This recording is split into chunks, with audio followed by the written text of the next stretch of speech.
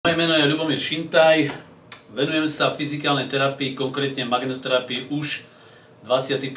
rok. Dovolte mi, aby som vám teraz predstavil našu univerzálnu súpravu, ktorá sa volá Renaissance Primo B Univerzál. Takže táto súprava sa skladá z nasledovných častí. Takže toto, čo vidíme, je aplikátor, lebo sa aplikuje na tú časť tela, ktorá je momentálne zdravotne postihnutá, respektíve boľavá. Aplikátor preto, lebo sa to aplikuje. No a čo sa týka tohto univerzálneho aplikátora, má takýto konektor, pás na zapnutie, je vhodný aj na bedrové kĺby, na chrbticu, kdekoľvek si ho môžeme zapnúť, je univerzálny, čiže podľa šírky si ho môžem nastaviť. Ďalšia súčiastka, ktorá je najdôležitejšia na tom všetkom, aj najdrahšia, je pulzný generátor, to je toto tuhľa. No a následne samozrejme aj meníš napätia z 230 na 12 V. Takže ideme si to zapnúť a ukážeme si, ako sa to ovláda. Takže potrebujeme 230 V. Máme tu. Táto šnúra je pomerne dlhá, takže úplne do pohody dočiahne až do nejakých 3 metrov. Vždy zapíname do stredného konektoru, čiže jednoducho napíše nám, čo máme urobiť, čiže pripojte aplikátor. Takže pripojíme aplikátor, ľavá dierka, ľavý vstup je vždy číslo 1. Zobrazí sa na aplikátore. Ano. Keď zapneme aj druhý vstup, bude číslo 2 tiež zobrazené. Takže sa presunieme k druhému aplikátoru. Druhý aplikátor, zobrazí sa 2 po zapnutí, áno. Ako vidíme, máme vyobrazenú hviezdičku, to sú tzv. Obľúbené programy. Momentálne tam nemáme žiadne programy, preto musíme vždy prepnúť na tento medicínsky had. No a tu nás si nastavíme základné programy. Vždy potvrdzujeme týmto stredným tlačítkom.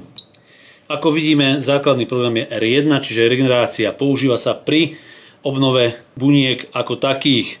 R2 sa používa pri zápalových procesoch, R3 na zlepšenie prekrvenia, R4 na relax. Následne máme program B1, bolesť 1, čiže analgetický režim, tam je to aj napísané, B2 druhý analgetický režim a B3 je tretí analgetický režim. Následne potočením kolečka či doprava, či doľava ideme na ďalšie diagnózy, ktoré podľa potreby vlastne si zapíname. Tak príklad.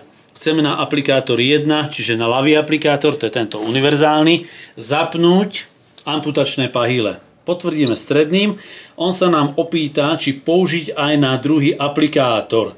Keď nechceme na druhý aplikátor tú istú diagnózu, čiže tie amputačné pahyle, dáme nie. A teraz si následne zase točením na pravý aplikátor, na tento veľký, ktorý tu vidíme, to je lôžko. Áno, celotelové. Si zapneme v podstate, čo budeme potrebovať, napríklad bolesti chrbtice zrýchlime. Bolesti chrbtice máme tu. Potvrdíme 100% a už nám to ide. Tu vidíme pri tejto dvojke, pekne nám tá stupnica stúpa hore-dole, čiže prístroj je aktívny. Na zistenie, či prístroj funguje, máme tzv. Tester magnetického poľa.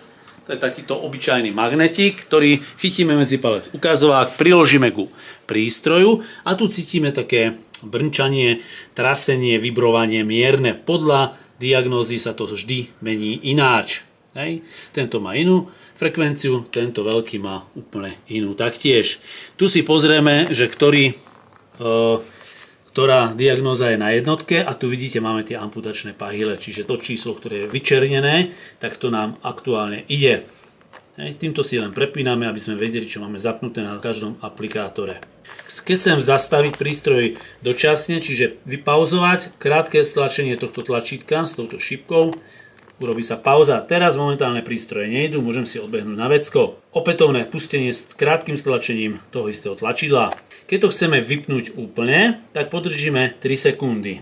1:20, 2:20, 3:20, áno, čiže musím byť trpezlivý. A teraz máme prístroje vypnuté.